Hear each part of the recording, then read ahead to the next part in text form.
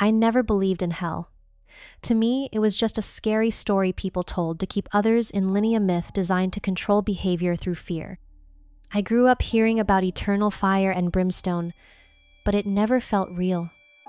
I was someone who lived life on my own terms, thinking there was no judgment waiting after death. I pushed thoughts about the afterlife aside, like inconvenient shadows. But that all changed the moment I flatlined. It happened, suddenly a heart attack that stole my breath and took me to the edge of existence.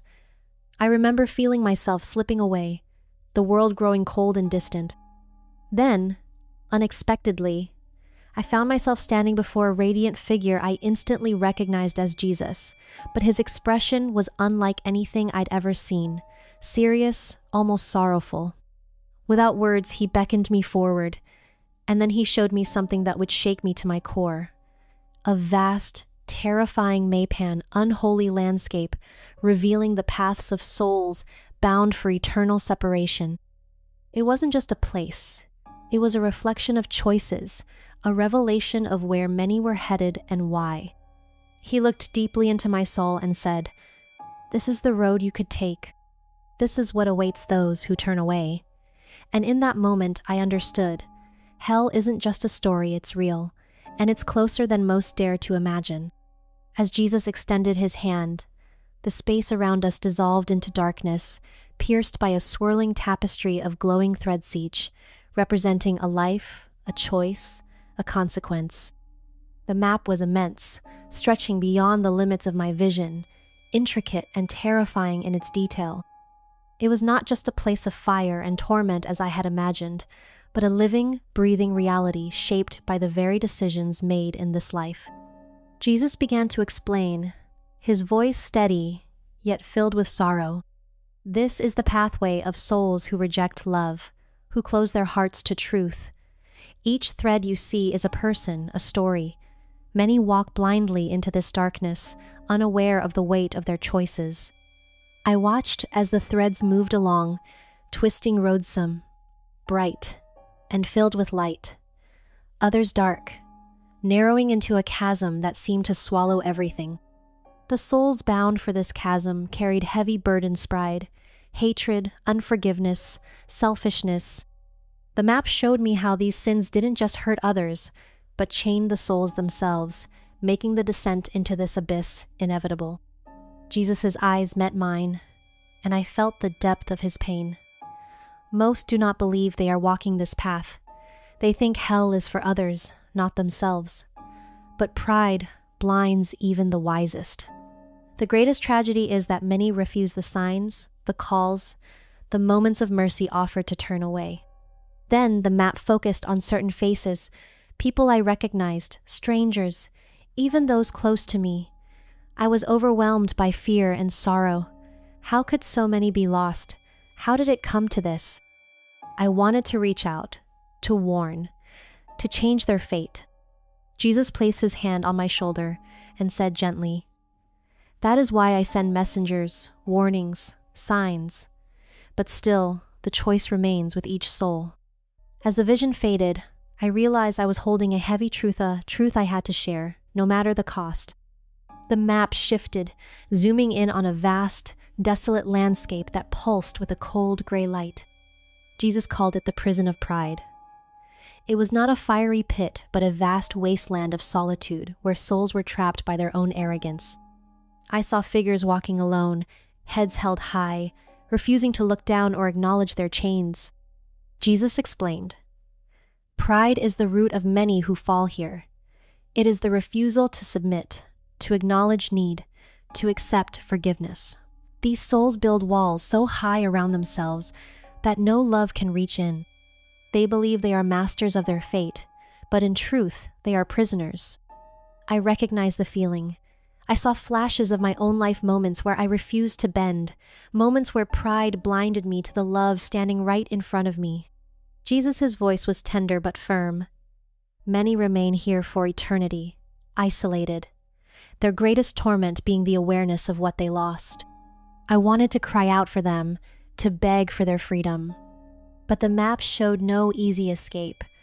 The walls were self-forged, the chains self-imposed. Only humility and repentance could break them, but few choose this path. The scene darkened, and I felt the heaviness of despair settle over me. Jesus turned to me and said, "This is but the first stage. The journey grows darker still." The map shifted again, revealing a vast river flowing with dark, swirling waters that seemed to consume everything they touched. Jesus called this the river of bitterness. Along its banks, I saw souls trapped in endless cycles of anger, resentment, and unforgiveness, their faces twisted with rage and pain, their cries echoing into the void. This river feeds on grudges held too long, wounds left unhealed, and hearts hardened against mercy, Jesus explained. Those who walk here refuse to forgive themselves and others. Their bitterness becomes a prison, dragging them deeper into despair. I watched as one soul reached out, desperate for release, but the waters pulled them back relentlessly. The faces of those caught in this river were familiar friends, family, even strangers who carried heavy burdens of hate in life. Jesus' voice was heavy with sorrow. The poison of bitterness destroys the soul's capacity to love and be loved. It is a slow death, an endless torment without fire or flame. I felt a deep ache inside, thinking of the grudges I held, the words I never spoke, the forgiveness I withheld. The realization burned within me. Hatred chains the heart, far worse than any physical prison. As the vision faded, Jesus looked at me and said, "Many walk this path unknowingly. It is a choice made daily, a refusal to surrender pain and pride." The map darkened further, revealing a vast barren desert, endless and lifeless. This was the desert of despair, a place where souls wandered lost, overwhelmed by hopelessness and abandonment. I saw shadows stumbling, some crying out in silence, others curled into themselves, numb to everything. Jesus' voice softened, but was heavy with compassion. "Here dwell those who have given in to despair, who see no hope, no light.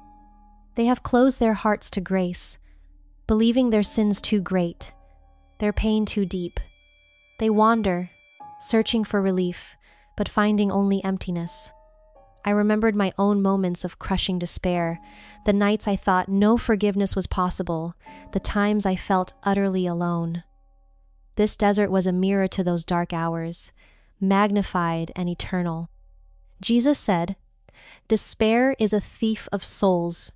It steals the will to seek salvation, to fight for hope. Many arrive here burdened by regret and guilt, but their hearts remain closed." I longed to reach out, to offer a lifeline, but the souls were unreachable, lost in their own darkness.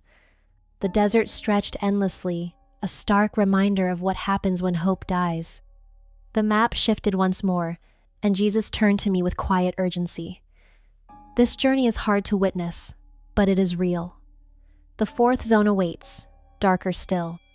The map darkened to an almost impenetrable black, save for flickering shadows that danced like whispers across a cavernous pit.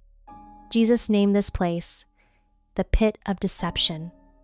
I saw souls caught in webs of lies, both those they told others and those they believed themselves. The pit was filled with illusions, false promises, and endless self-deception. Jesus said, "Deception ensnares many. They reject truth not because they hate it, but because they prefer comfortable lies. They craft realities to shield themselves from accountability and conscience. But these illusions become prisons, binding their souls in chains of denial." I watched as some tried desperately to climb out, only to fall back as their false beliefs shattered beneath them. Others embraced the darkness, choosing delusion over reality. His words pierced me.